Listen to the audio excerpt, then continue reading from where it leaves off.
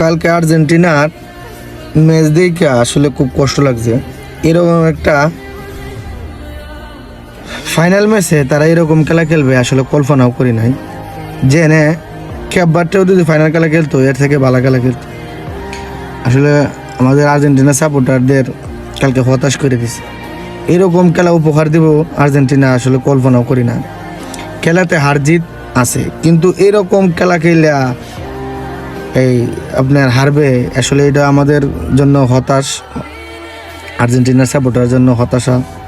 আসলে খুব কষ্ট পাইছি আমরা, কিন্তু এরকম খেলা আমরা কোনো সময় আশা করি না আর্জেন্টিনার এই টিমের থেকে। আমার জন্মের পরে এরকম খেলা আমি কোনো সময় দেখি নাই যে আর্জেন্টিনা এরকম খেলছে। খেলাতে হার জিত আছে। আচ্ছা, যাই হোক, স্পেনকে অভিনন্দন। যাই হোক, খেলার মধ্যে অনেক দুষ্টুমি হয়েছে, সকলেই ক্ষমা দৃষ্টি দেখবেন। আসল খেলাটা হয়েছে একটা আনন্দ বিনোদন। যাই হোক, অভিনন্দন স্পেন।